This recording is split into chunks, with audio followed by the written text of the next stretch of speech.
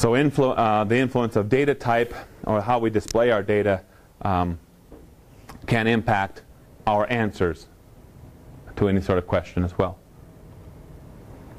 Uncertainty in analysis. We have model errors, assumptions, and biases. We talked about those quite a bit last week as it dealt with surface modeling and digital terrain modeling. There's also errors in agreement between resulting models and observations. We'll talk about that in a little bit more detail and talk about error matrices. And then, of course, error propagation. That's a term that I threw out last week. And error propagation, recall, is the effect, kind of the sum effect of all the errors that you have in your data in the analysis process and how that ultimately affects your answer. And I'll show you a pretty neat way to tackle error propagation and build some confidence around your final answers. So we talked about model errors, assumptions, and biases, this flow model, right? And everyone recalls, I hope, from last week that our rule for this flow model was that the liquid will always flow, the water will flow along the steepest path of descent. And if you also recall, we'll end up with 9 units of water right down here in this pixel. Then what we had talked about was the possibility that the water itself is going to change the elevation in this pixel that might force it to flow backwards into another pixel, because of course water is going to always be level and flat, right? It's going to seek that equilibrium in elevation at least. Okay? There is actually some interesting stuff that happens in Southeast Asia during the rainy typhoon seasons. There is a river that flows into the ocean through a big delta, and for the most part, if we look at that delta, the water is fresh water. It's flowing through this country, through this delta region into the ocean, and there's other parts of it as we move more toward the ocean where it's kind of brackish. We start getting into that salt water. But at certain times of the year, that brackishness disappears because there's so much water coming down that river that it's almost like it can't get into the ocean fast enough, and it's all fresh water. So that just gives you a little bit of an idea of the influence of that water flow and how it can change conditions on the ground all by itself. And of course, everything's flooded up at that point. Doesn't even look like a delta. It looks like part of the ocean. Quantifying classification error, and this is the error matrix. Okay, there's 3 different expressions of error that we look at with an error matrix, aka contingency table or confusion matrix. 3 terms means the exact same thing. I tend to call it an error matrix. We will look at omission error, commission error, and overall error. So as an example, we're going to test the accuracy of a classification using 79 field observations. So maybe this is a land cover classification map based off of satellite imagery and field observations. 79 field observations, validation sites. Okay, here we have a blank table, and this is a very simple, simplistic land cover. All we want to know is this spot on the ground agriculture, or is it forested, the woods? Okay, that's it. Kind of a binary model, this or that. Along this side here, so we have it's always a 2x2 or 3x3, whatever it is. It's a matrix that way. We have our classified prediction. This is what our model says is the land cover. And up here, we're going to go ahead and describe what we found in the field. So these are the truth observations.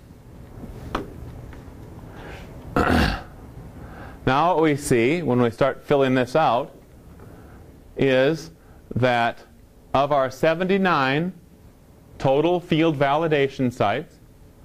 10 of those were in agreement between our classification model and our field observations that we said, yeah, this is agriculture. We had 30 points in total when we were out in the field that says, yeah, this is agriculture. But only 10 of those were in agreement with the classified model. The other 20, the classified model said this is forest. Made a mistake, right?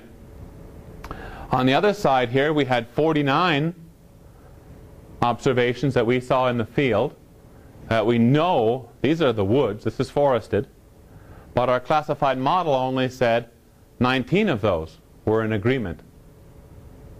The other 30, the classified model said those are ag. Okay? We can look at it this way as well. The classified model had 40 pixels of our 79 that we visited were ag. 39, the balance of those pixels that we visited, it said were the woods. Now let's do some calculations.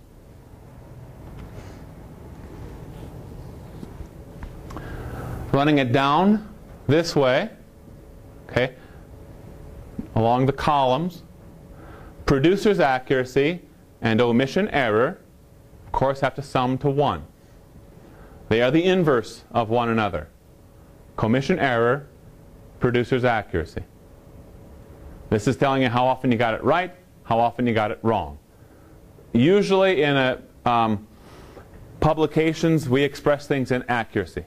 We'll talk about producer's accuracy. So in this case, our producer's accuracy for the agricultural land use category was 33%. See that? Our producer's accuracy for the woods land use category was 39%. Okay, now how do we get those numbers? Well, we look at the stair step.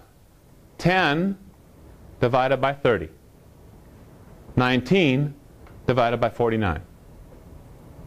That gives us this number, and then the 1 minus that is the accuracy. See that?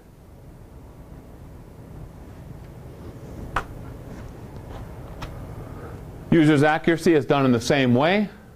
Okay, we have 10 in agreement divided by 40. Okay, user's accuracy is 25%.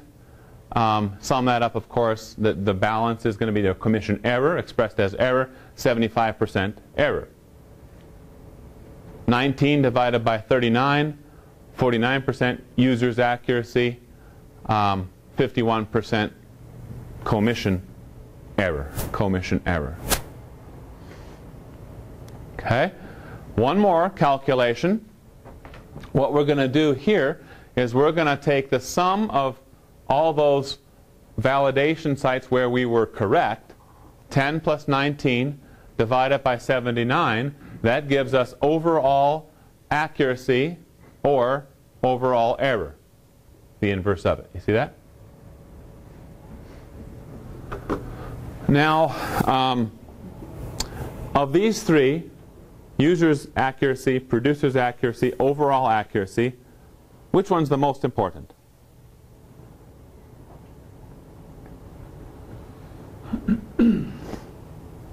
Okay, it's sort of a trick question. They're all important. And I will argue until I fall over dead that you will never get a clear description of classification accuracy if you do not have all three. Okay? If you're not looking at all three. And a lot of times I've seen folks, not just students, present their results and they'll talk about the one that looks the best. Overall accuracy, maybe. You know? Oh, it had 95% overall accuracy. Holy smokes. Well, there's ways to cheat. Okay, there's ways to cheat. And I'll tell you how to watch for this, okay? Let's say that we're doing a land cover classification. We're creating a model to detect cheatgrass. Cheatgrass has been a thorn in my side for the last decade plus, right? It's a bugger to classify because it does not ever exist at real high density, canopy closure, or canopy cover, or ground cover, right, in the real world. And so it's kind of always below the radar of most of these satellite systems. We just published a paper in PE and RS that pretty clearly demonstrated that if a feature, a target, is below 25% cover of your pixels, whatever your pixel size is, 25%, you're not going to see it. It's almost impossible to accurately detect it with any sort of multispectral satellite sensor. Okay? And unfortunately, a lot of our cheatgrass around here is at about that 20, maybe sometimes we get high infestation of 30, 33%. That's really difficult. You know, it's kind of sitting, it's all over the place, but it's really, really hard to say, hey, we know you have it here. But here's a way to cheat, right? In that model, yeah, we know we're not going to do very well at getting cheatgrass detected, but hey, we can do really well at finding water, because we know cheatgrass isn't there.